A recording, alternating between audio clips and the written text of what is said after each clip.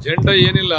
ಈಗಾಗಲೇ ಏನು ತಾವು ಚರ್ಚೆ ಮಾಡ್ತಾ ಇದ್ರಲ್ಲ ಜಾತಿ ಗಣತಿ ಬಗ್ಗೆ, ಬಹುಶಃ ಅದ್ರ ಬಗ್ಗೆ ವಿಚಾರ ಚರ್ಚೆ ಮಾಡಲಿಕ್ಕೆ, ಅದರ ಅಂಕಿಅಂಶಗಳನ್ನು ನಮ್ಗೆಲ್ರಿಗೂ ಕೂಡ ನೀಡಲಿಕ್ಕೆ, ನಮ್ಮ ಕಮ್ಯುನಿಟಿಯನ್ನ ನಾವು ಯಾವ ರೀತಿ ಅದರ ಬಗ್ಗೆ ನಾವು ಬಿಂಬಿಸಬೇಕು ಈ ಜಾತಿ ಗಣತಿ ವರದಿನಲ್ಲಿ ಅಂತ ಹೇಳಿ ತೀರ್ಮಾನ ತೆಗೆದುಕೊಳ್ಳಲಿಕ್ಕೆ ಕರೆದಿರಬಹುದು ಅಂತ ನನ್ನ ಅಭಿಪ್ರಾಯ. ಸರ್, ಸಮೀಕ್ಷೆಯಲ್ಲಿ ಒಕ್ಕಲಿಗ ಸಮುದಾಯವನ್ನ ಕಡಿಮೆ ತೋರಿಸಿದ್ದಾರೆ ಎಂಬ ಅಂಕಿಅಂಶಗಳು ಬರ್ತಿದ್ದಾವೆ. ಇದಕ್ಕೆ ಈ ಸಮೀಕ್ಷೆಗೆ ನಿಮ್ಮ ಒಪ್ಪಿಗೆ ಇದೆಯಾ? ಒಕ್ಕಲಿಗ ಇಲ್ಲಿ ಒಕ್ಕಲಿಗರು, ಲಿಂಗಾಯತರು, SC ST ಮುಸ್ಲಿಮ್ಸ್ ಪ್ರಶ್ನೆ ಬರೋದಿಲ್ಲ. ಇದರಲ್ಲಿ ನಮ್ಮ ರಾಜ್ಯದಲ್ಲಿ ವಾಸ ಮಾಡ್ತಾ ಇರ್ತಕ್ಕಂಥ ಜನಸಂಖ್ಯೆ ಯಾವ ಜಾತಿ ಎಷ್ಟಿದೆ ಅಂತಕ್ಕಂಥದ್ದು ತೀರ್ಮಾನ ಆಗಬೇಕು ಅಂತಕ್ಕಂಥದ್ದು ಇದ್ರ ಉದ್ದೇಶ ಮತ್ತು ಹಿನ್ನೆಲೆ.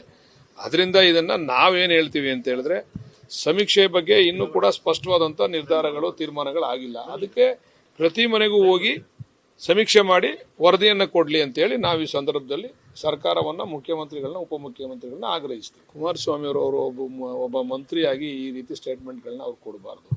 ಅವ್ರು ಹೇಳ್ಬೇಕು, ಮನೆಗೆ ತೆರಳಿ ಸಮೀಕ್ಷೆ ಮಾಡಿ ಅಂತ ಹೇಳ್ಬೇಕು. ಇವನ್ನ ಹೋರಾಟ ಮಾಡ್ತೀವಿ ಅಂದ್ರೆ ಅರ್ಥ ಏನು? ಯಾಕೆ ಹೋರಾಟ ಮಾಡ್ತಾರೆ?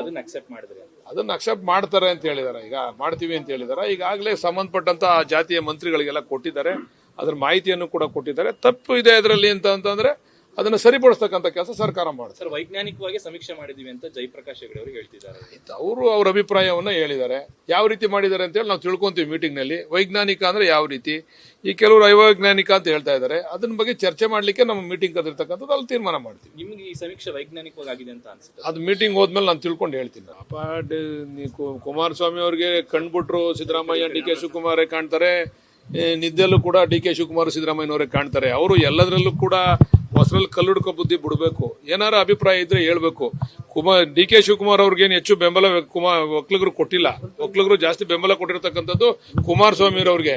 ಅದ್ರ ಬಗ್ಗೆ ಆಲೋಚನೆ ಮಾಡ್ಲಿ ಕುಮಾರಸ್ವಾಮಿ ಅವರು ಈ ಜನಾಂಗಕ್ಕೆ ಏನ್ ನ್ಯಾಯ ಕೊಟ್ಟಿದ್ದೀನಿ ಅಂತ ಹೇಳಿ ಆಲೋಚನೆ ಮಾಡ್ಬೇಕೇ ವಿನ ಬರೀ ಈ ತರ ಸಿಲ್ಲಿ ಹೇಳಿಕೆಗಳನ್ನ ಕೊಟ್ಕೊಂಡು ಬರೀ ರಾಜಕೀಯದ ಬೇಳೆ ಬೇಯಿಸ್ಕೊಳ್ಳತಕ್ಕಂಥದ್ದನ್ನ ಇನ್ಮೇಲಾದ್ರೂ ಕುಮಾರಸ್ವಾಮಿ ಅವ್ರು ಬಿಡಬೇಕು ಅಂತ ಮನವಿ ಮಾಡ್ತೀವಿ.